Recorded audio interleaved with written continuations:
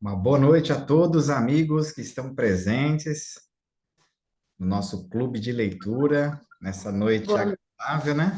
Boa boa, noite. Miriam, tá boa toda noite. elegante. Souza, Muito frio por frio. aqui. Ah, Muito frio. Boa Muito frio. noite. imagina. Aqui a região de Campinas está bem frio, mas o Espírito nos aquecerá. Essa noite especial, o pessoal entrando aqui, louvado seja o nome de Deus. Já estou vendo aqui nosso convidado de especial conosco. Boa noite, pastor Josanã. É um prazer tê-lo aqui com a gente. O pessoal está entrando aqui. Aqui a região está bastante fria. Chegou a 6, 7 graus. Agora não está tão frio, né? Agora já está na casa dos 11 graus. 11 graus aqui em Campinas, região. Mas estamos aqui para louvar o nome do Senhor. Boa noite aí ao Agnor, ao Luiz, irmã Nazilde, ó, conseguiu entrar, ligou até a câmera, que benção, irmã Nazilde. Maravilha, que legal, hein? Bom, Paulo, Tamires, uma boa noite a todos, que bom estarmos aqui. Estou vendo aqui, Boa noite, tudo bem? boa noite, irmão Paulo, tudo bem, graças a Deus. Legal, bom estar aqui com vocês. Pastor Eliezer, estou vendo aqui com a gente também. Irmã Rosa, tudo bem, irmã Rosa? Boa noite. Que bom que vocês estão aí conosco. Irmão Ivan, tudo bem, Ivan? Tudo bem, boa noite. Boa noite, legal. Que bom ver vocês aqui.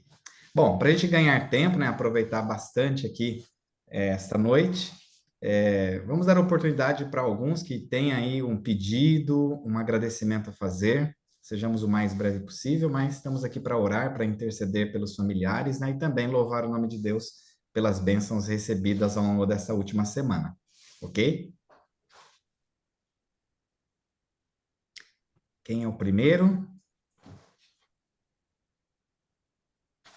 Estamos tímidos hoje.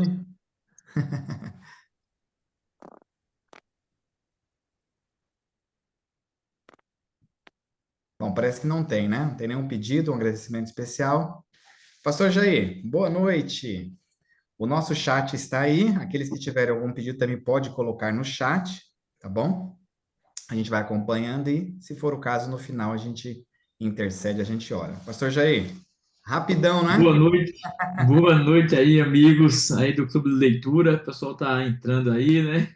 Sim, Friozinho, mas hoje a gente tem a alegria de receber nosso amigo pastor Josanã Alves. Para quem não conhece, pastor Josanã, ele é o líder aqui para a área de mordomia cristã para todos os países da América do Sul, aqui na nossa igreja, na divisão sul-americana. É um amigo de longas datas aqui, né? A gente tem muito carinho por ele aí, tem feito um lindo trabalho aí para a igreja. E se vocês, por acaso, tiverem alguma dúvida, como é que essa questão de mordomia cristã, vocês vão saber bem simples. Todo sábado não tem um Provai Verde, o pastor Zaná que organiza os Provai Verde aí para a gente ter todo sábado na igreja, né?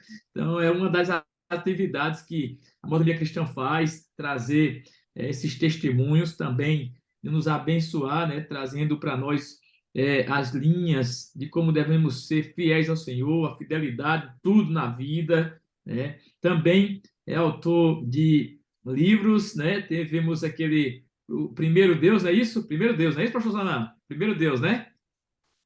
É Primeiro isso? reino. Primeiro o reino, trocando reino. aqui, primeiro reino. Primeiro reino, isso aí. Então, pastor, é um prazer te receber aqui, meu amigo. Prazer mesmo. Isso aqui é um grupo que toda segunda-feira está aqui discutindo, lendo, entendeu? Orando, levando para as igrejas. Daqui a pouco esse grupo aumenta bastante aqui, entendeu? Mais gente vai chegando, vai chegando. Então, fica à vontade aqui, tá certo? É, Legal. vamos orar, pessoal, né? Para a gente começar, pode ser? Pode ser, só dar uma contextualização, para o pastor Janã ficar mais à vontade. Pastor Janã, o doutor Jailton, nosso tesoureiro, juntamente com o pastor Jimmy, departamental de mordomia, conversando no final do ano passado, num dia com Deus, e juntamente com o pastor Jair, pensaram como a gente poderia levar mais conhecimento para a nossa irmandade, principalmente para os itens de mordomia, de tesouraria, e o pastor Jair, que é um ávido estudante aí do livro Conselhos sobre Mordomia, comentou com o Dr. Jailton a respeito, aí o Jailton me procurou, e aí nós decidimos então lançar o desafio, compramos todos os livros que a Casa Publicadora tinha lá do Conselho de Mordomia, aquele antigo, né? Capa dura, aquele marronzinho. E aí nós entregamos para todos os tesoureiros um exemplar e criamos o clube de leitura, que toda segunda-feira se reúne das 7h30 às 8h40, às vezes passa um pouquinho ali, dependendo de quem está conduzindo, mas é muito gostoso.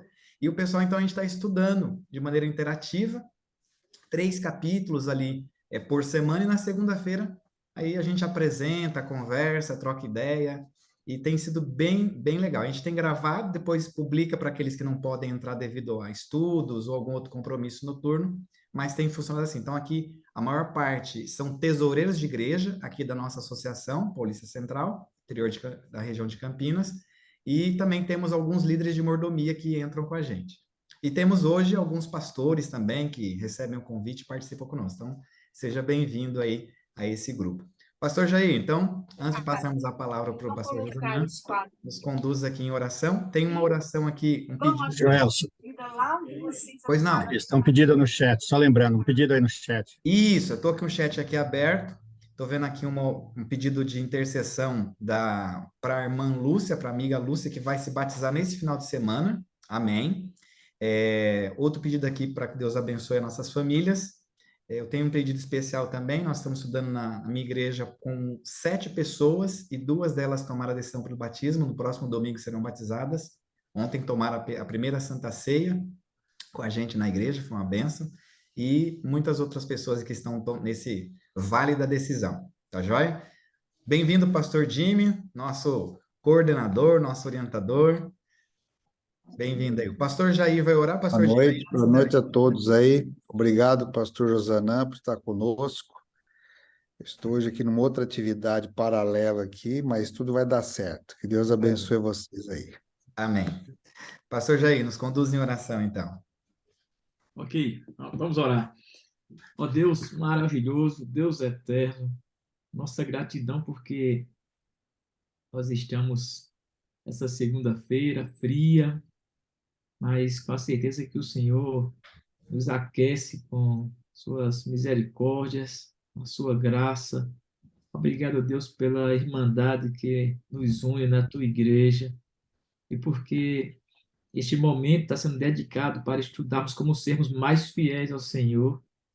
Virtude essa, Deus, que é tão necessária agora nesses momentos tão decisivos da história dessa terra, onde o teu inimigo fará todos os esforços possíveis para nos afastar do caminho da fidelidade.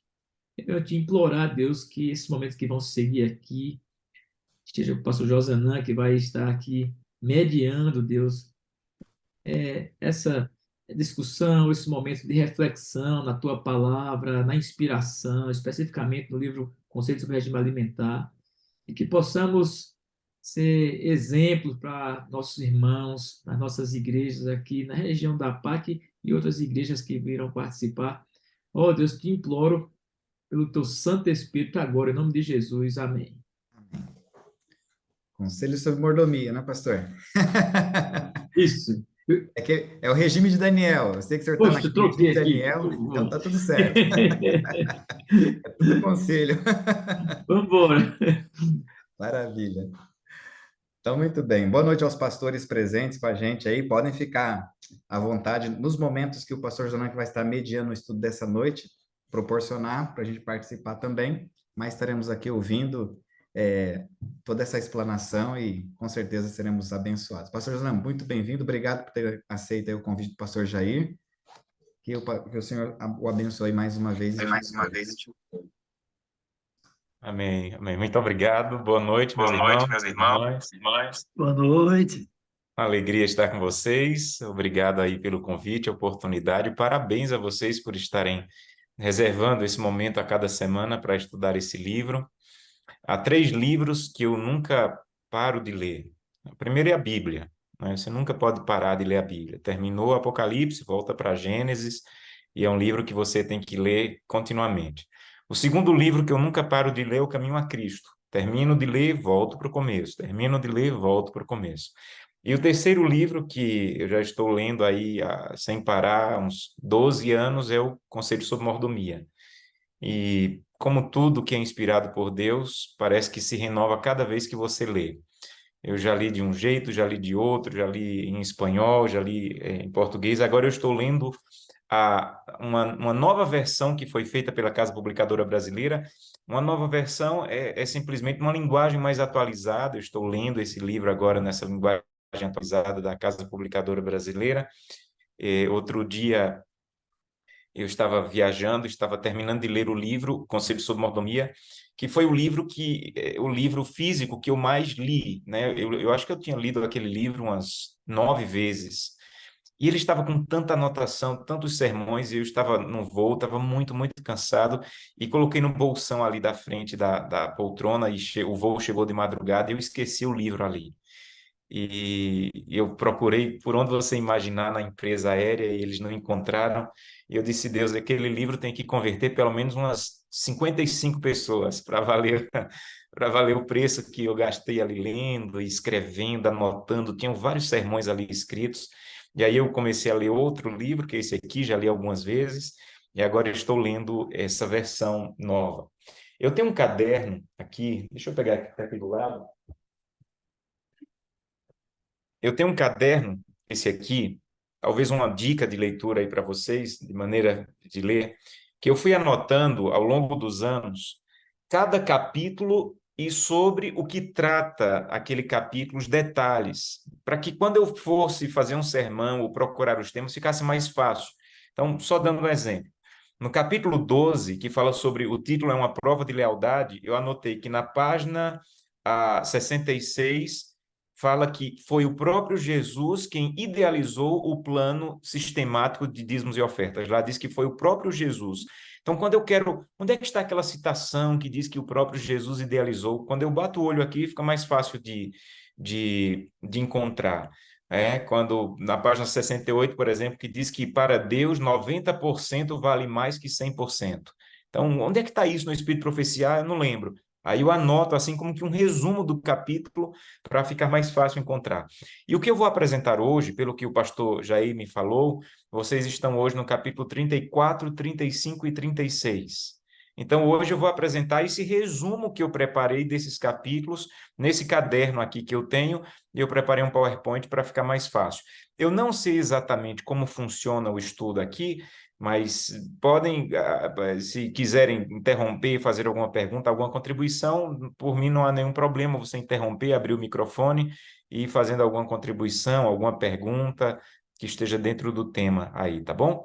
Deixa eu compartilhar aqui a tela com o PowerPoint que eu preparei do meu resumo desses 3 capítulos, as partes que eu acho mais importantes desses 3 capítulos, 34, 35 e 36. O capítulo 34, ele apresenta princípios e modelos de fidelidade.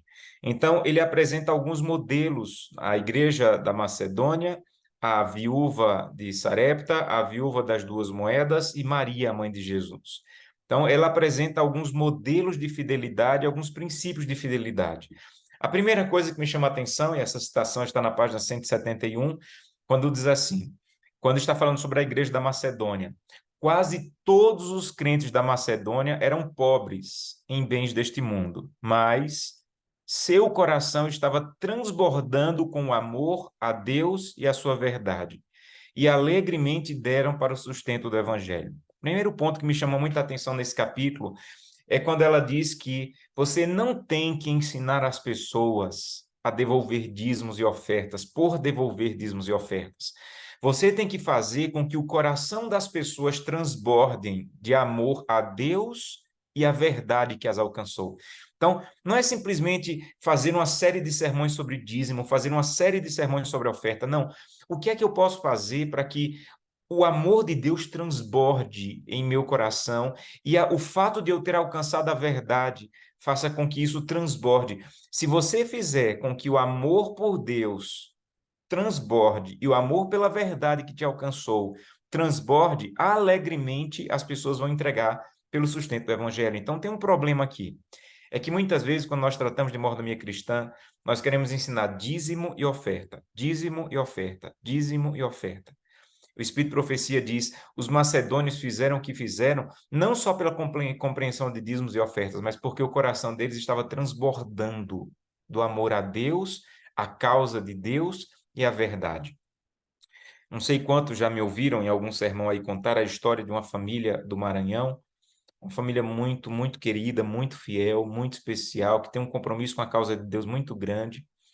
E o seu Alves, que é o chefe dessa família, ele estava enfrentando um câncer e ele não estava mais com forças para ir para a igreja. Essa família tem fazendas de gado, tem 78 lojas de imóveis, mas uma família completamente comprometida com a causa de Deus, uma família fiel. E há 4 sábados ele faleceu. E eu criei um relacionamento bonito com essa família, com ele, com a esposa, a irmã Juraci, com alguns dos filhos. E ela me pediu para fazer um culto pelo Zoom com os filhos ali, para orar com eles, para ler a Bíblia para eles, na semana seguinte, após a morte do irmão Alves. E ela me contou uma coisa bonita. Ele estava construindo algumas igrejas, inclusive uma no Paraguai. Eu havia falado para ele sobre a necessidade que a igreja no Paraguai tem, uma igreja muito bonita, mas de pessoas humildes e que não tinham condições de construir igrejas. E ele estava construindo a igreja no Paraguai.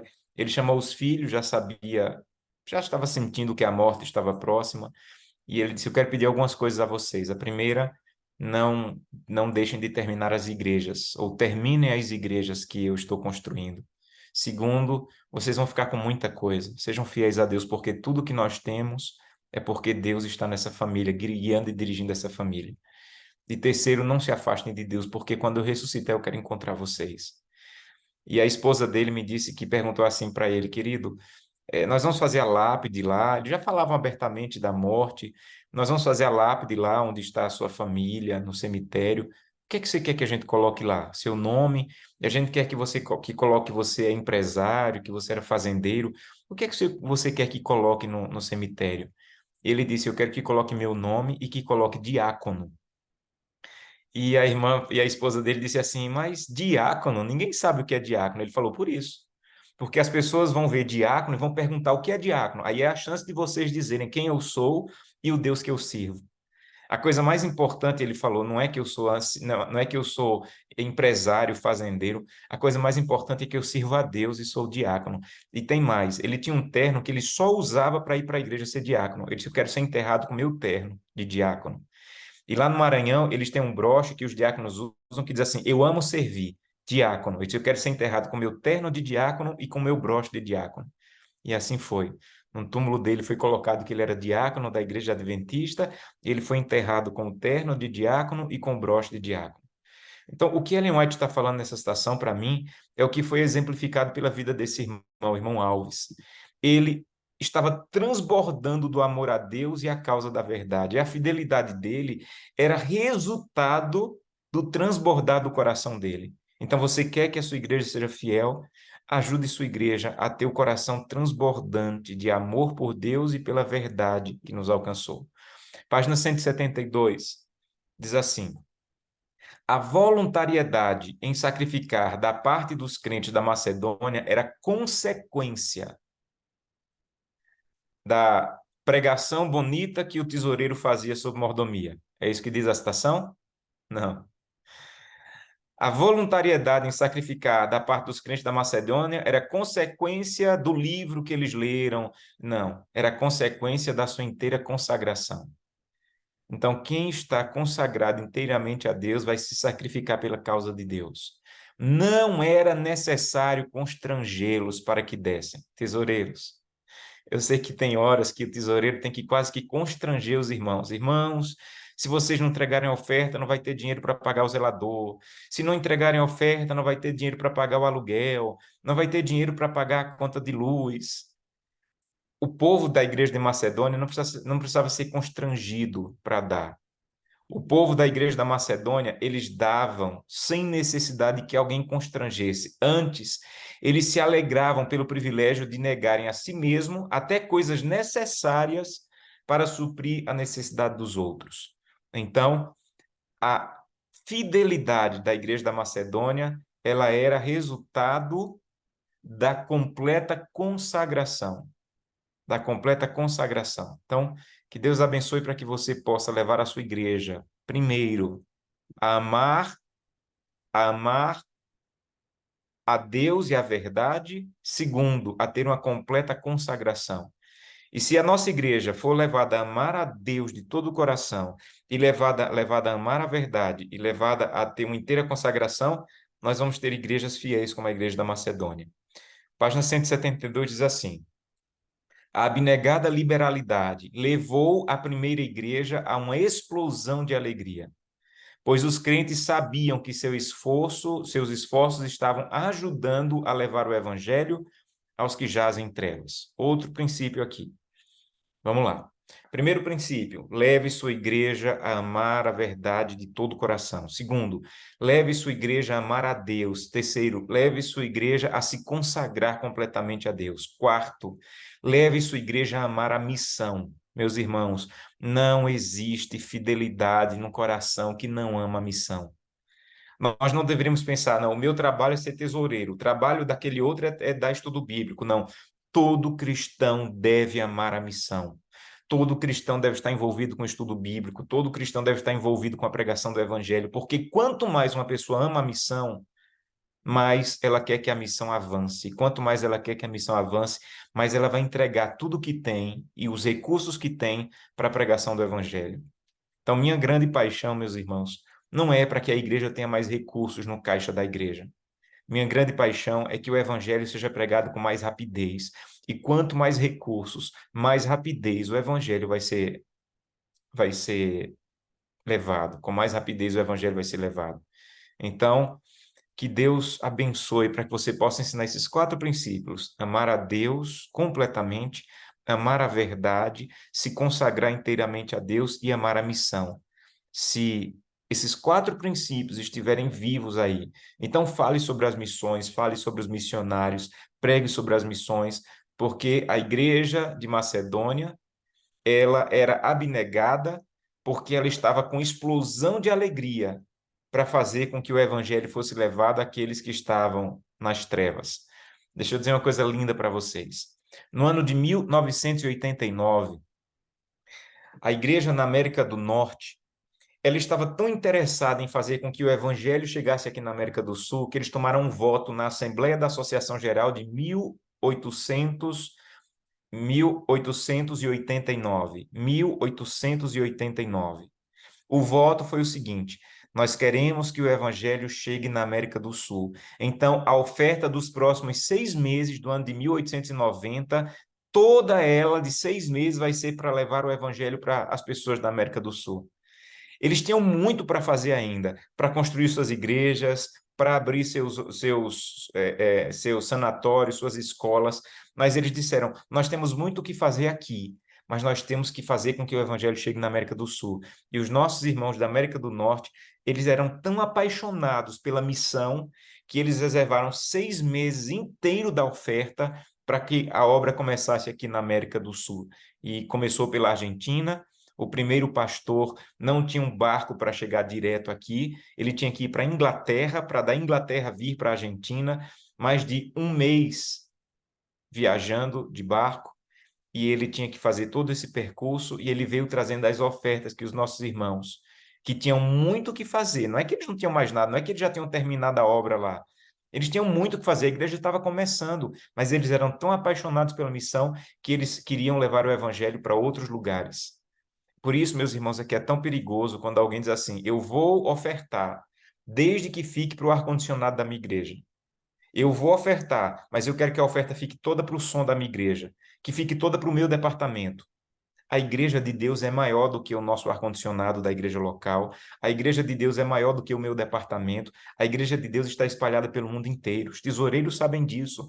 Quando uma pessoa entrega a oferta, 60% dela fica na igreja local e 40% vai para as missões. É isso que nós temos que alimentar no coração do nosso povo, o amor pelas missões, a paixão pelas missões. Quanto mais eu pregar o evangelho fora, mais Deus vai fazer com que a obra cresça onde nós estamos. Então, tesoureiros, leve a igreja. Joelson colocou aí muito no chat exatamente isso aí. Levar a igreja a amar o evangelho, levar a igreja a amar a verdade, levar a igreja a uma inteira consagração e levar a igreja para a missão. Exatamente isso. Então, não permita, meus irmãos tesoureiros, tesoureiras, não permita que as ofertas da sua igreja sejam todas direcionadas para a sua igreja.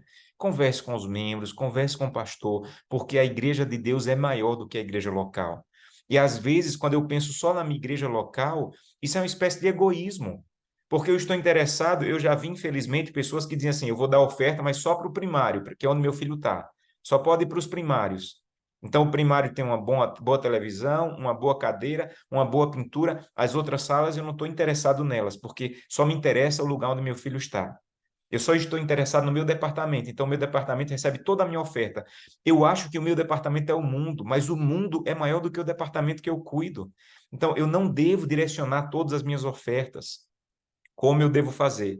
Segundo o Espírito de Profecia, eu devo entregar o dízimo, eu não mexo no dízimo, a igreja direciona o dízimo, eu não devo tocar nas minhas ofertas, a igreja direciona as ofertas, 60% fica na igreja local e vai para os departamentos, e 40% vai para as missões. Agora, se além do dízimo e além da oferta, eu quero direcionar uma oferta de sacrifício, não tem problema, desde que não seja o valor do dízimo e não seja o valor da oferta regular, é uma oferta de sacrifício. Como aconteceu, por exemplo, no deserto. Quando Moisés estava construindo o tabernáculo, ele mandou o povo trazer oferta de sacrifício. Ellen White diz, no Conselho sobre Mordomia, que nem um centavo de dízimo e de oferta foi usado, nem para a construção do tabernáculo, nem para o templo em Jerusalém, de Salomão. Eram ofertas de sacrifício. É tanto que Moisés chegou o momento que ele disse assim, não precisa mais trazer não, já tem suficiente. Ele não estava cancelando o dízimo e não estava cancelando a oferta. Ele estava cancelando a oferta de sacrifício, uma oferta temporária. Então, se eu quero dar uma oferta de sacrifício para o Clube dos Bravadores, não há nenhum problema, desde que não seja o valor do meu dízimo e não seja o valor das ofertas, porque o dízimo e as ofertas, elas são divididas pela igreja para ir para o mundo inteiro. O planeta inteiro recebe uma parte dos nossos dízimos e ofertas. Deixa eu contar outra coisa linda para vocês. 20% da nossa oferta, vou repetir, 60% fica na igreja local. Os tesoureiros sabem disso muito bem. 60% fica na igreja local. 20% da nossa oferta vai para a associação geral. Desses 20% que vai para a associação geral, 60 dos 20 que vai para a associação geral são usados nesses projetos que aparecem no mapa da contracapa da lição. Todo trimestre não aparece um mapa na sua lição da Escola Sabatina, dizendo para onde vai, o que é feito com essas ofertas, para onde essa oferta vai. Então, dos 20% que vai para a associação geral, 60 desses 20 são usados inteiramente nesses projetos. E eu fiz uma pesquisa outro dia de uma pessoa que é ofertante há 10 anos. Se você devolve sua oferta há 10 anos, sua oferta já foi, só na oferta da Escola Sabatina, já foi para 153 países. Olha que coisa linda. Eu não sei se alguém aqui essa noite já visitou 153 países em 10 anos. Mas se você é pactuante há 10 anos, a sua oferta já foi para 153 países. Sabe o que é isso? É o evangelho do reino sendo pregado a cada tribo, língua e nação. Onde eu estou, eu prego com os meus dons. Onde eu não estou, eu prego com os recursos que Deus colocou nas minhas mãos. Então, o que a lição, o que eu pude extrair do capítulo que nós estamos lendo é exatamente isso, que eles estavam tão apaixonados em levar o evangelho aos que estavam nas trevas, que eles entregavam, que eles eram fiéis. Então, coloque paixão pela missão no coração da igreja e você vai ter uma igreja fiel. Página 173. Olha que coisa linda. O que teria produzido tal liberalidade senão a santificação do Espírito? Aos olhos de crentes e incrédulos, foi um milagre da graça. Eu acho essa citação belíssima. Você quer uma igreja fiel e liberal? Fale sobre o Espírito Santo. Porque é o Espírito Santo que arranca o egoísmo e coloca a generosidade. É o Espírito Santo que arranca a cobiça e coloca no lugar da cobiça o altruísmo, a entrega. Então, tem gente que pensa que falar de dízimos e ofertas é só falar de dízimos e ofertas. O que eu estou tentando falar para vocês é que quando você fala sobre missão, quando você fala sobre amor a Deus, quando você fala sobre completa consagração a Deus, quando você fala sobre a graça e quando você fala sobre o Espírito Santo, você está levando a igreja a compreender a verdadeira fidelidade. Então, tesoureiros, diretores de mordomia, nunca falem de mordomia só falando de dízimo e oferta, dízimo e oferta. Há outros temas que vão levar a igreja a se consagrar e fazer uma entrega completa. A fazer uma entrega completa. A Thelma do Ouro colocou aí, que coisa maravilhosa, eu pregando em tantos países, é verdade. Há uma história de Ellen White que ela encontrou, ela citou um empresário da época dela, e o empresário disse assim: eu prego o evangelho 24 horas por dia. E alguém perguntou: como é que você prega o evangelho 24 horas por dia? Ele disse assim: enquanto eu estou acordado aqui onde eu vivo, eu prego com os meus dons. E enquanto eu estou dormindo, alguém continua pregando na China com as ofertas que eu enviei para lá. Através da igreja. Eu prego o evangelho 24 horas por dia, enquanto estou aqui com os meus dons, dando estudo bíblico, entregando livros, fazendo classe bíblica. Quando eu estou dormindo, o evangelho continua sendo pregado através da igreja e pelas ofertas que eu estou colocando. Então, a Ocimar falou que é um problema realmente. Nós temos dizimistas e temos poucos pactuantes. E por termos poucos pactuantes ofertantes, nós não temos recursos para a igreja local. E a solução é falar mais sobre oferta, falar mais sobre entrega, falar mais sobre compromisso, com esses princípios que o Espírito de Profecia nos apresenta nesse capítulo. Já falamos de vários deles, né? Agora mais dois: o Espírito Santo e a graça. Meus irmãos, não há fidelidade sem a compreensão da graça. Uma pessoa só vai ser fiel se ela compreender o que Deus fez para ser fiel pela minha salvação. O maior ofertante não é o irmão mais rico da sua igreja, o maior ofertante é Deus, que entregou seu único filho no Calvário. Então, quando eu olho para as minhas ofertas, eu vou achar que eu sou o maior pactuante, o maior ofertante, o maior dizimista da igreja. Quando eu olho para a cruz do Calvário, eu vou sentir vergonha de qualquer coisa que eu faça pela causa de Deus. Porque qualquer um que olha para a cruz do Calvário, ele vai ver que Deus fez muito mais por ele do que tudo que ele vem a fazer pela causa de Deus. Ninguém nunca fez tanto como Cristo fez na cruz. Então, precisamos apresentar a graça. Página 173. Agora passa para a viúva de Sarepta. Sai dos macedônios e vai para a viúva de Sarepta. Diz assim: a chegada de Elias, no dia em que a viúva temia ter que abandonar a luta pelo sustento, provou ao máximo sua fé no poder de Deus vivo para suprir suas necessidades. Olha que coisa linda. Aqui diz assim,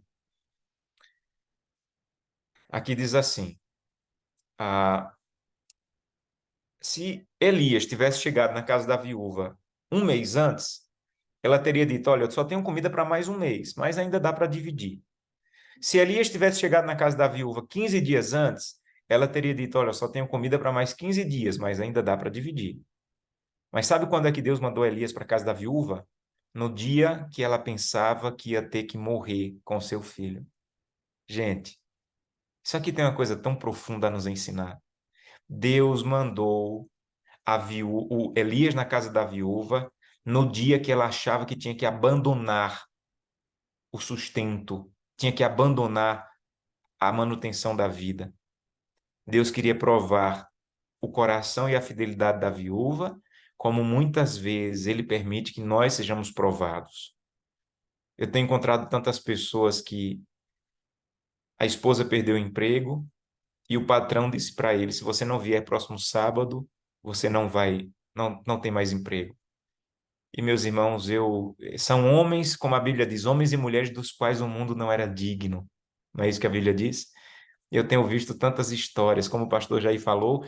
Um dos meus trabalhos aqui na divisão sul-americana é o Provai Verde.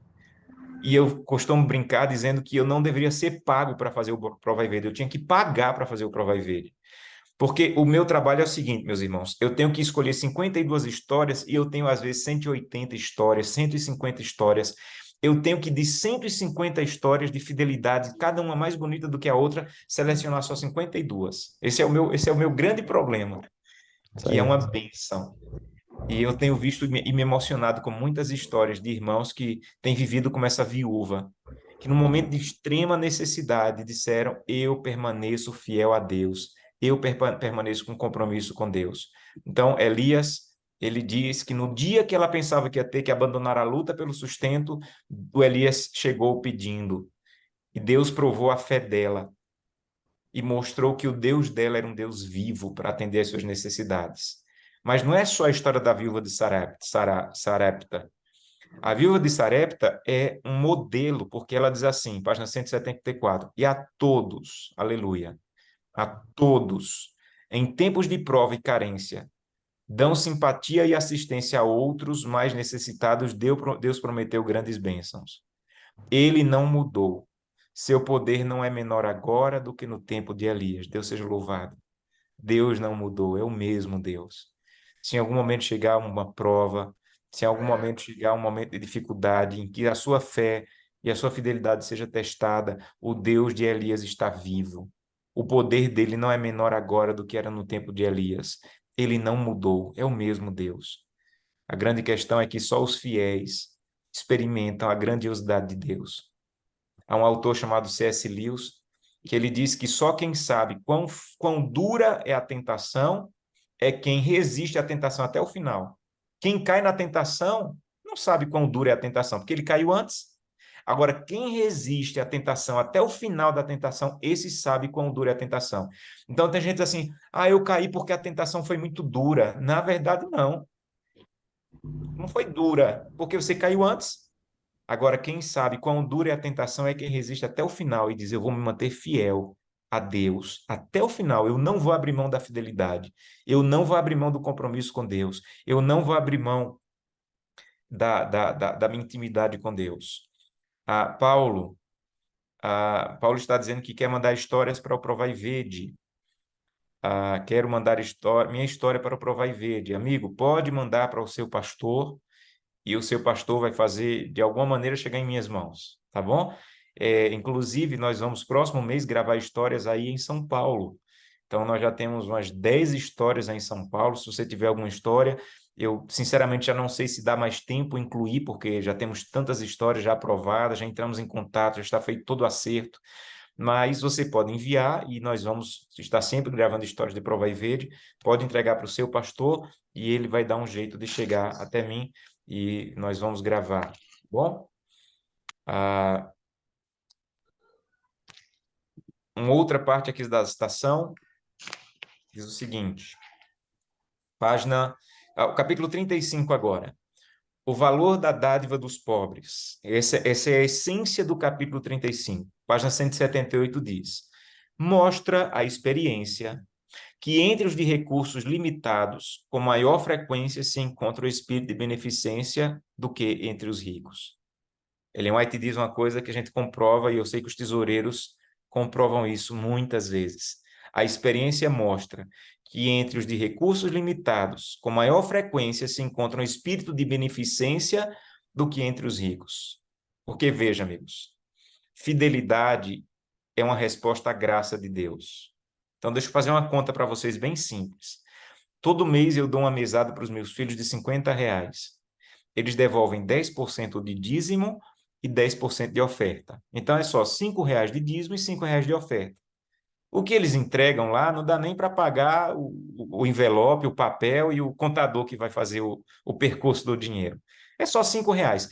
Mas os R$5 dos meus filhos corresponde a 10% da renda deles.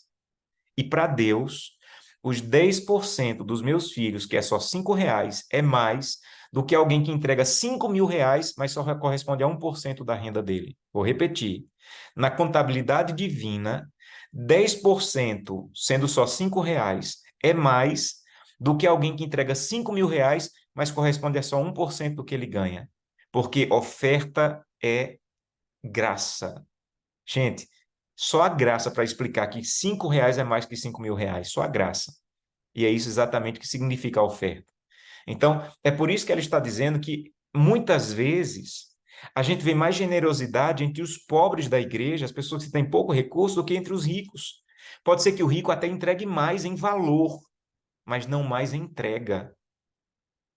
Durante a pandemia, eu ouvi muitas histórias como essa, de pastores que foram visitar irmãos para entregar a cesta básica, porque o irmão estava passando necessidade, e o irmão agradeceu e na saída disse assim, pastor, o senhor poderia levar esse envelope para o tesoureiro? O irmão não tinha comida em casa, não tinha gás em casa, e estava com o envelope com o dízimo guardado. Gente, como isso me emociona.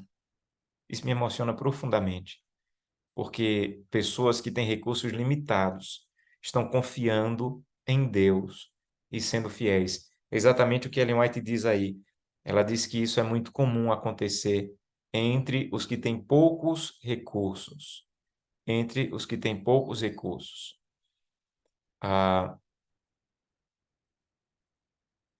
Aqui, a Sônia disse assim, pastor, o valor do pacto é depois que retiro o dízimo, o que sobrou, ou é do valor total? Veja, essa pergunta me vem frequentemente. Sempre me fazem essa pergunta. Tanto dízimo como oferta é um reconhecimento do que Deus me deu. Então, se eu recebo 100, eu devo reconhecer Deus nos 100 através do dízimo e eu devo reconhecer Deus nos 100 através das ofertas. Eu não conheço particularmente nenhuma citação bíblica e nenhuma citação do Espírito de Profecia que diz: você recebe 100, tira o dízimo e dos 90 que sobrou você tira a oferta. Eu não conheço. Na minha visão, dízimo e oferta é um reconhecimento do que Deus me deu. Deus me deu 100, não 90. Então, eu vou devolver dízimos dos 100, reconhecendo que Deus me abençoou com os 100, e eu vou devolver a oferta dos 100, dizendo que Deus me abençoou dos 100. A diferença, gente, é tão pequena quando você tira o dízimo, a diferença do que você teria que dar como oferta, ela é tão pequena que eu acho que não vale a pena você dizer assim, olha, eu vou tirar o dízimo que sobrou, eu vou devolver a oferta. Devolva a oferta reconhecendo a Deus em tudo. Se alguém conhece alguma citação da Bíblia, o Espírito de Profecia, ainda não me fez chegar às mãos, mas eu tenho ensinado que você deve devolver o dízimo e a oferta de tudo que chegar às suas mãos como reconhecimento que Deus te entregou tudo. Elismar, eu não sei se você está pedindo a palavra, está com a mãozinha aí, eu não sei se você está pedindo a palavra, se for, pode abrir o microfone e falar.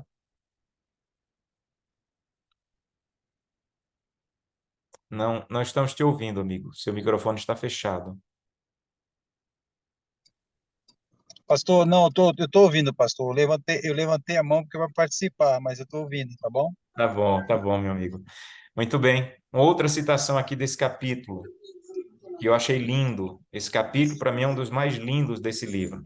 Geralmente, quando tais pessoas são agraciadas com o talento de meios, acumulam ou desperdiçam. Aqui está falando das pessoas que têm muito recurso. Ela diz, geralmente, é comum que pessoas que são agraciadas com talentos de meios ou recursos, elas fazem duas coisas erradas. Começam a acumular e a desperdiçar.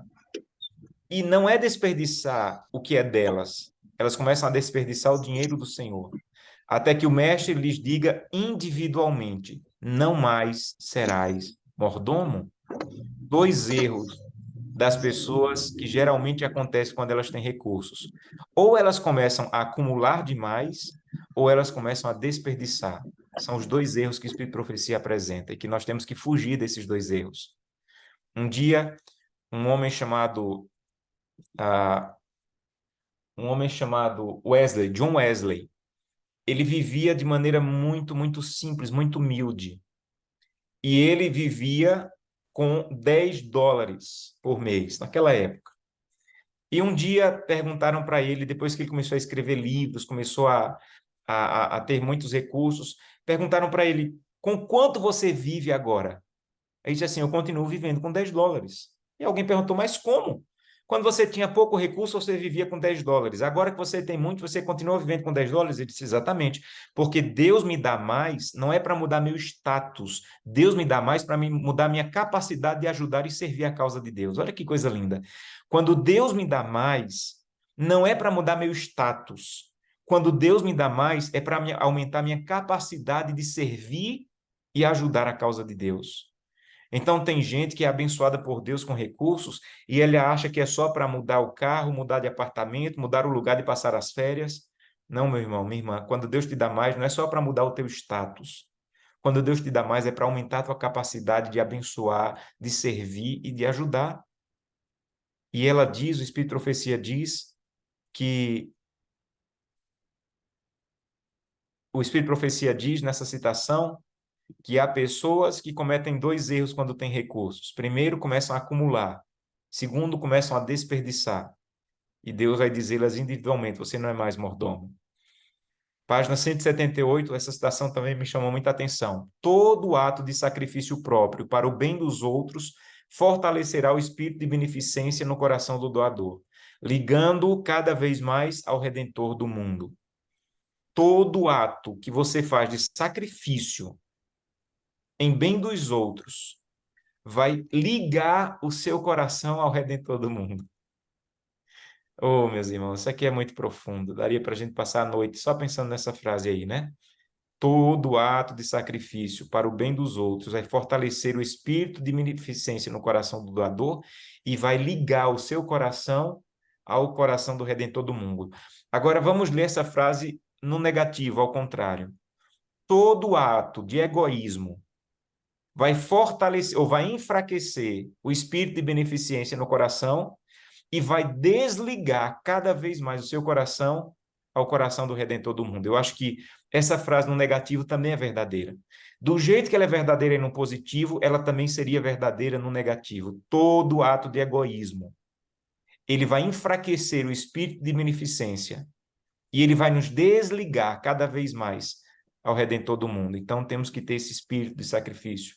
A menor quantia dada alegremente como resultado de abnegação tem mais valor à vista de Deus do que ofertas dos que podem dar milhares sem, contudo, sentirem falta. Aquilo que eu falei antes, né? A menor quantia, mas dada alegremente como resultado de entrega de sacrifício, vale mais à vista de Deus do que ofertas dadas em milhares, mas é a sobra, não envolve nenhum sacrifício. Então, alguns me perguntam assim, pastor, quanto deveria ser o meu percentual de pacto, de oferta? Eu recebo muito essa pergunta. O percentual de dízimo, Deus já estabeleceu, 10%. O percentual de oferta, Deus não estabelece. Em nenhum lugar na Bíblia, nem no Espírito de Profecia, é estabelecido o percentual da oferta, porque a oferta envolve gratidão. E eu não posso medir a sua gratidão, nem você pode medir a minha. Eu não posso dizer assim, a gratidão do pastor Jair tem que ser 10%. A gratidão do pastor Jim tem que ser 20%. Não, gratidão é uma coisa que você tem que expressar. Então, o percentual de oferta, ele é decidido pelo adorador. Mas tem alguns princípios bíblicos para você decidir. Um deles é um percentual que envolve um sacrifício. Então, tem pessoas que entregam 10% de dízimo e 1% de oferta. Você tem que parar para pensar, 1% de oferta envolve sacrifício? Não, no meu caso, não. Então, eu não vou entregar 1% de oferta. Eu devo entregar uma oferta que seja um desafio mesmo. Eu devo entregar uma oferta que envolva um sacrifício pessoal. Oh, meus irmãos, aqui tem uma coisa, algumas pessoas entendem e outras não, mas eu vou falar para vocês. O sentido é o seguinte: quanto maior é minha entrega e menos eu tenho, mais eu dependo de Deus. E quanto mais eu dependo de Deus, mais eu cresço. Vou repetir. Quanto maior é minha entrega, menos eu tenho. E quanto menos eu tenho, mais dependente eu sou de Deus. Quando eu tenho muito, sobrando, porque eu entrego pouco, aí eu não preciso depender de Deus, porque eu dependo da minha conta do banco. Eu dependo do que eu tenho. Mas quanto mais eu entrego, mais eu dependo. E quanto mais eu dependo, mais eu vou a Deus. Eu tenho vivido isso, eu sei que um monte de vocês têm vivido isso também. Eu decidi com minha esposa que teríamos um percentual de oferta desafiante, daquele tipo que chega final do mês e a gente faz as contas e diz, esse mês não vai dar. E sabe o que é que Deus faz todo mês? Meu filho, esse mês vai dar, porque eu estou contigo. Isso me faz um bem, meus irmãos. A minha oferta não faz muita diferença, porque um pastor não ganha tanto dinheiro assim líquido para ter uma oferta que vai fazer uma grande diferença. Mas o meu percentual e o da minha esposa, eles envolvem um sacrifício, uma entrega grande para a gente, ao ponto de ter mês que a gente diz, esse mês não vai dar. E Deus diz assim, eu vou dar um jeito, esse mês vai dar. Mais de uma vez já aconteceu de eu ter que trocar o pneu de carro e eu não tenho. E meu pai, do nada, liga e diz assim, olha filho, estou enviando dinheiro para você trocar o pneu do carro. Eu não falei para ele, não falei para ninguém que estava precisando. Aí Deus diz assim, meu filho, avança, Não entrega a sobra, entrega o que for um sacrifício, porque eu vou cuidar de você. Gente, repito, a minha oferta não faz diferença na igreja, grandiosa diferença. Mas o percentual desafiador que nós escolhemos aqui em casa tem feito diferença na minha intimidade com Deus, na minha confiança em Deus. É isso que a oferta implica. Então, não é uma questão de quanto, é uma questão de desafio, uma entrega que seja um desafio. Deixa eu ver aqui. Se tem mais alguma pergunta? Muitos estão perguntando aí qual é o nome do livro que estamos lendo. Estamos lendo o livro Conselhos sobre Mordomia e estamos agora no capítulo 35. Não é lendo, né? Mas alguns pontos principais que eu ponderei aqui. Então, amigos, o Espírito de Profecia diz que a oferta, mesmo que pequena, mas dada com abnegação e sacrifício, é maior do que milhares, mas daquilo que sobra. Página 179. Aqui vem uma parte muito dura. E por isso que eu amo o Espírito de Profecia. Porque o Espírito de Profecia não passa pano em ninguém, nem em cabeça de pastor. Se o pastor está errando, ela lá no Nordeste, eu sou pernambucano. Em Pernambuco nós dizíamos, ela mete o sarrafo. Ela ataca mesmo. Olha que coisa ela diz. Famílias pobres que experimentaram a influência santificadora da verdade têm pensado poderem e deverem privar-se até mesmo das coisas necessárias à vida para levarem sua oferta ao tesouro do Senhor. Alguns se têm privado de peças do vestuário, de que realmente precisavam para o seu conforto. Outros venderam a única vaca que possuíam, dedicando a Deus os meios assim obtidos. Eu não sei se Ellen White estava falando isso, pensando na experiência de um irmão. Na época dela, a igreja estava querendo comprar uma impressora para a casa publicadora. E um irmão, ele vendeu um boi que tinha. Ele vendeu um boi que tinha. O único que tinha. E ele empregou lá e vendeu para comprar a editora, a gráfica, né? A máquina gráfica. E quando ele passava, ele morava perto e ele viu o barulho da impressora, ele dizia assim, Malhado está trabalhando, meu boi está trabalhando. Toda vez que ele passava, que ele viu o barulho da máquina trabalhando, ele dizia assim, meu boi está ali trabalhando. Eu entreguei o melhor que eu tinha pela causa de Deus e eu agradeço a Deus porque está ali servindo para a causa de Deus. Está ali servindo para a causa de Deus. Então, aqui está dizendo isso. Mas aí tem uma parte muito dura que ela fala. Uma parte muito dura que ela fala. Ela diz assim, ó. Nem sempre os recursos assim dedicados têm sido empregados conforme os abnegados doadores haviam determinado. Homens cobiçosos e egoístas, destituídos do espírito de abnegação e de sacrifício próprio, têm manuseado com infidelidade os recursos assim trazidos para a tesouraria e têm roubado o tesouro de Deus. Sua administração não consagrada e negligente tem desperdiçado e dispersado recursos que haviam sido consagrados a Deus com orações e lágrimas. Meus irmãos, isso que eu acho lindo na Bíblia e no Espírito de Profecia. Ela diz assim, olha, infelizmente, tem muito Josanã nessa igreja. E se está acontecendo algum erro é porque tem muito Josanã nessa igreja, que às vezes tem usado mal o recurso da igreja, que às vezes tem sido negligente, que às vezes tem usado sem sabedoria, que às vezes tem desperdiçado. O que se esperava é que Ellen White dissesse, se você perceber que isso está acontecendo, não seja mais dizimista. Se você perceber que isso está acontecendo, não seja mais ofertante. Mas olha o que ela diz.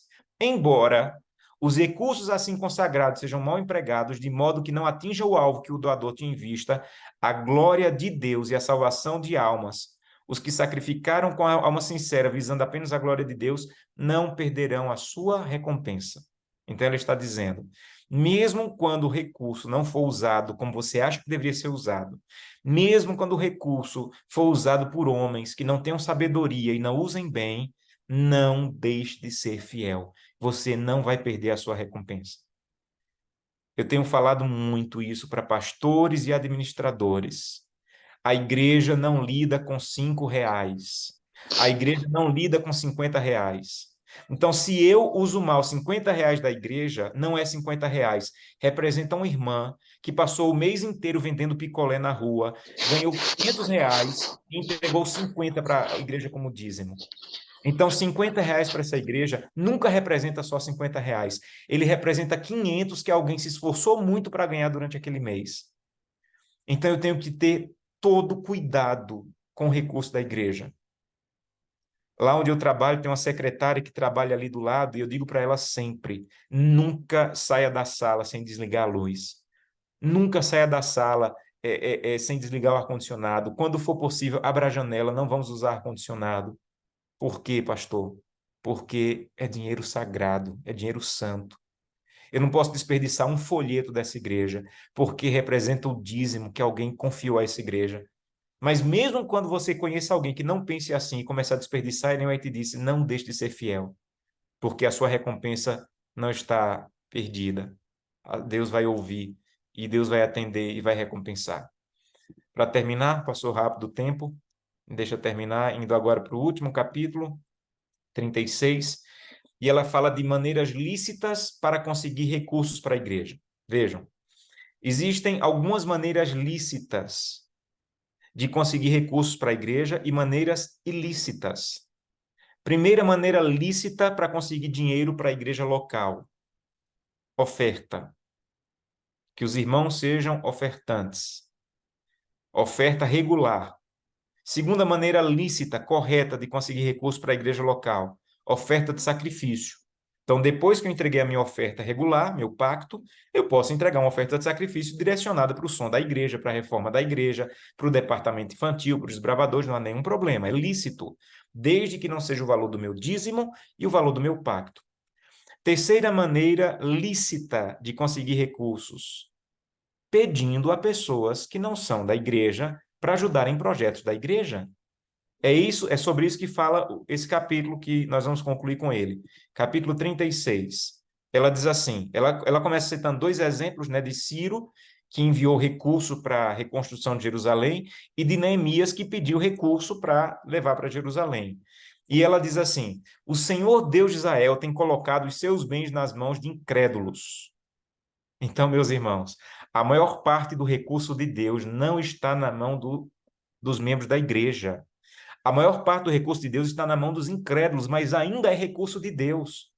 Mas eles devem ser usados para favorecer a realização da obra, que devem ser feitas em prol de um mundo caído. Ela continua dizendo: eles podem até não ter simpatia para com a obra de Deus. Eles podem até não ter nem fé em Cristo e nem praticar a palavra de Deus, mas suas dádivas não devem ser recusadas por esse motivo. Aí ela continua dizendo: repetidamente tenho mostrado que poderíamos receber muito mais auxílio do que temos recebido em muitos modos, se nos aproximássemos dos homens com sabedoria, familiarizando-os com a nossa obra e dando-lhes uma oportunidade. Gente, nós não estamos pedindo, nós estamos dando uma oportunidade para que eles façam o que é privilégio fazer para avançar a obra de Deus. Então, quando eu apresento o Clube de Desbravadores para um empresário da cidade e diga assim: olha, ajude o clube está indo para um programa, eu não estou pedindo, eu estou dando a ele um privilégio de que ele trabalhe, que ele use os recursos de Deus que está na mão dele para avançar a causa. Aí ela continua dizendo assim: o Senhor moverá homens do mundo, mesmo idólatras, a dar de sua abundância para o sustento da obra de Deus, se deles nos aproximarmos com sabedoria e lhe dermos oportunidade de fazer as coisas que são privilégio dele realizar. O que nos quiserem dar, devemos considerar um privilégio receber. Temos afastado de nós privilégios e vantagens cujo benefício poderia ter desfrutado, porque escolhemos permanecer independentes do mundo, mas não precisamos sacrificar um princípio da verdade enquanto tiramos vantagem de cada oportunidade que fizer a causa de Deus avançar. Esses dias eu vi um testemunho de um líder de desbravador que ele apresentou o Clube Desbravador para os empresários da cidade e para a liderança administrativa da cidade, e vocês precisam ver o que eles deram. O pastor Jair também, ele tem um testemunho bonito de como entidades como o Sebrae estão ajudando a igreja, ajudando os irmãos que não têm recurso. Ellen White está dizendo: trabalhe e peça e apresente a causa de Deus para pessoas que não são da igreja.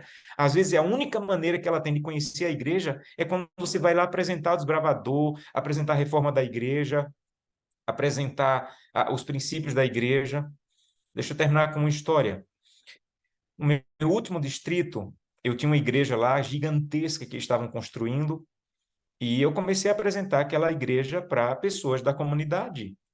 O que nós fazíamos através da ADRA, o que nós fazíamos através dos bravadores, do clube de aventureiros. Um dia, parou um senhor na porta da igreja, e ele nunca tinha ido na igreja, parou no sábado pela manhã, assistiu o culto, e disse assim: olha, eu estou vendo aí o que vocês fazem, o que vocês estão vendo, fazendo pelas crianças da comunidade, e Deus tocou o meu coração, todo tijolo, até o final da construção, eu vou dar. Gente, eu nunca tinha visto aquele homem na vida. Mas quando a gente começou a apresentar o clube na comunidade, o que a Adri estava fazendo, Deus tocou o coração dele lá, e ele foi dar lá na igreja, e até o último tijolo da construção, ele deu. Então, Deus, ele tem recurso fora, meus irmãos, e podemos apresentar essas necessidades. Quando seja legal, quando seja correto, podemos receber, né? Agora, algumas coisas o Espírito Santo vai falar que são ilegais, né? O que é ilegal para o país é ilegal para a igreja. Então, se no país é ilegal recurso de drogas, de venda de drogas, por exemplo, é ilegal a igreja receber. É ilegal para a igreja o uso de qualquer coisa que seja crime, a igreja também não pode receber. Alguns recursos públicos são ilegais doarem para igrejas. É ilegal, a igreja também não deve receber. Então, a igreja deve receber tudo que é legal. O que é legal, mesmo que seja de incrédulos, a igreja deve receber, e Deus vai abrir portas para isso. E talvez a sua igreja aí que esteja em reforma, esse capítulo seja uma maneira de fazer você entender que Deus tem recursos fora, que você pode apresentar, e Deus vai abrir portas, Deus vai à frente, meus irmãos, abrindo portas para desbravadores, para o trabalho da ASDA, para o trabalho da ADRA, para o trabalho da reforma da igreja. Que Deus abençoe vocês, para que o ensino desse capítulo possa ser útil e prático aí para a sua igreja. Deus abençoe a todos. Muito obrigada. Boa noite. Seria isso. Amém, maravilha. Pastor, muitas perguntas aqui, a gente conseguiu responder algumas delas. Durante aí os momentos o pastor também respondeu. Alguém perguntou aqui, ó, a Ana Paula, uma pessoa que não é batizada pode dizimar e ofertar normalmente? Pode sim. E existem muitos dizimistas e ofertantes regulares na nossa igreja que ainda não são membros.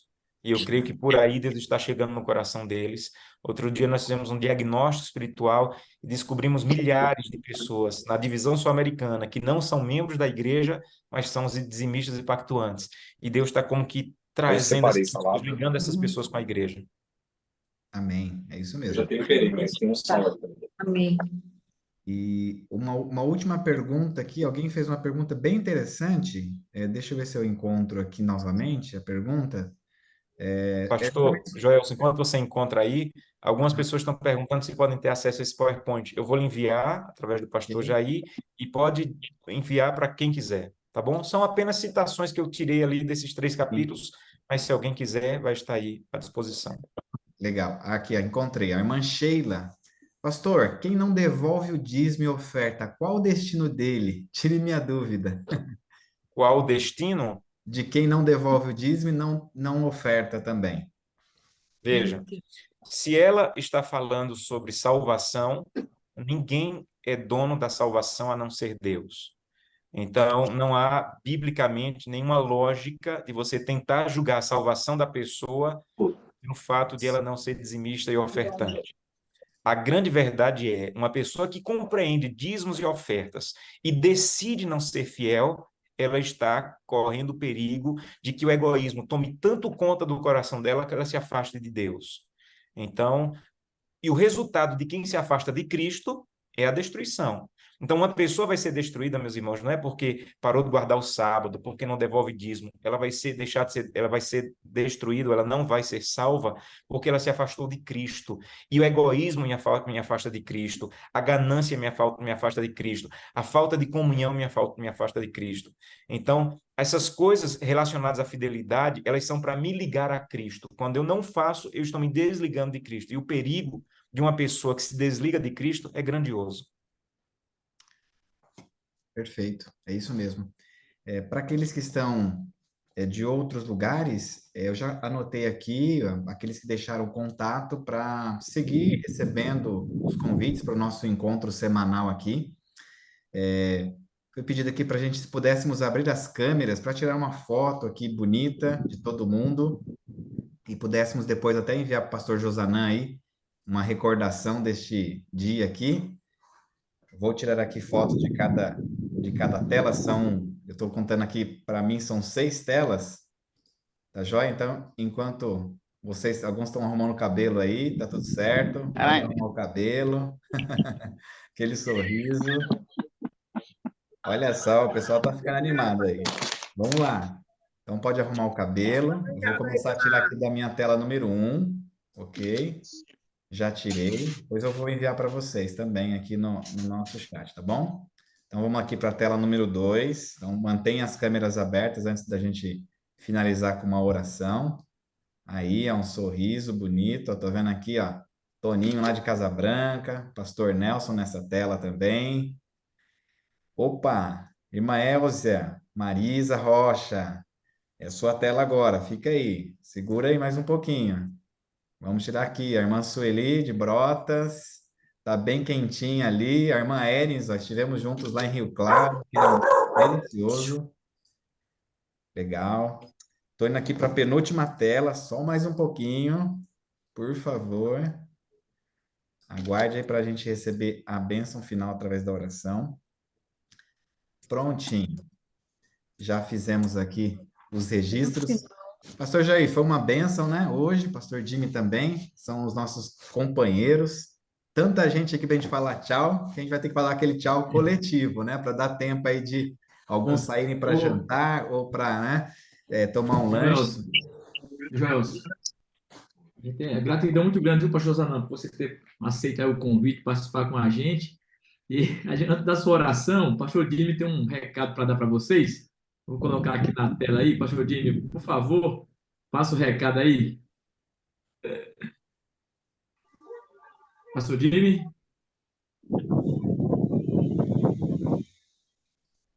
Acho que ele não saiu mais, amigos. É o seguinte, amanhã, logo cedo, às 4h59, nós temos um culto, que é o culto do empreendedor, onde a gente tem um momento de intercessão, mas também um tempo de estudo da palavra e sempre tocando no assunto de como a gente vai lidar com recursos, né? Como é que a gente vai poder ser fiel ao Senhor e poder avançar nessa caminhada sendo esse canal de bênção, certo? Então, desafio você para amanhã, cedinho. Convida um amigo empreendedor, aí da tua igreja, do bairro que você conheça, e vem estar com a gente às 4h59 no canal do Envolve, tá certo? Só colocar Envolve, a parte já vai ver lá no YouTube e poder participar com a gente, beleza? Com regras ali mais flexíveis, essa então é isso aí, meu amigo Joelson. Maravilha, Vamos para é isso a mesmo. oração agora, não é isso? Vamos orar? Vamos aqui. Isso, pedir para o pastor Josanã finalizar aí com uma oração, okay. Agradecer mais uma vez. Nós gravamos aqui o encontro, subimos para o canal do YouTube, ele fica, na verdade, de maneira privada e a gente encaminha somente para aqueles que participam do clube de leitura. Então, eu anotei aqui o nome de algumas pessoas que já solicitaram para a gente colocar no clube e então essas pessoas vão estar recebendo aí esse vídeo, ok? E os demais também que quiser receber, entre em contato conosco aqui na Policentral, que nós vamos colocar você ou disponibilizar os vídeos e também as anotações que o pastor Josanã fez e compartilhou com a gente aqui. Lembrando que é um encontro semanal e a gente tira porções do livro e estudamos aqui e é bem agradável, tá bom? Então todos estão convidados, estou anotando aqui. Vocês podem entrar em contato conosco. Pastor Josanã, muito obrigado mais uma vez. Deus continue abençoando. Sempre tenho assistido aí os sermões, pego uma história ou outra, um tópico ou outro para levar aqui para as igrejas da PAC. Então, que Deus continue te abençoando bastante. Amém. Vamos orar? Oremos. Querido Deus, muito obrigado, Senhor, pela oportunidade de estar com um grupo de irmãos e irmãs, pastores, que pararam um pouquinho hoje para recapitular esses capítulos de um livro que tem falado tão profundamente ao meu coração e eu sei que é o coração de cada um deles. Amém. Que os princípios que aprendemos nesses capítulos possamos vivê-los, Santo Deus. Amém. O nosso problema não é falta de conhecimento.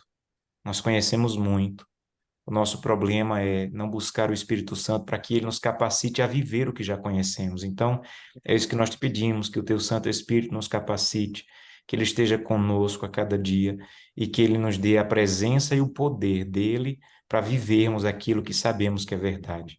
Amém. E também ajuda-nos a compartilhar com a nossa igreja. Aqui estão líderes, homens e mulheres que aceitaram o chamado de liderar a igreja e podem compartilhar esses princípios com a igreja. Usa-os a cada dia. É o que te peço em nome de Jesus. Amém. Um grande abraço e boa noite a todos. Um abraço, gente. Boa noite, Boa noite a pastor. todos. Boa noite, Boa pastor. noite, Salve geral, pastor. geral. Salve geral. Boa noite. Boa noite. A paz do Senhor. Essa é a melhor hora, né? É isso aí. Que legal, que legal.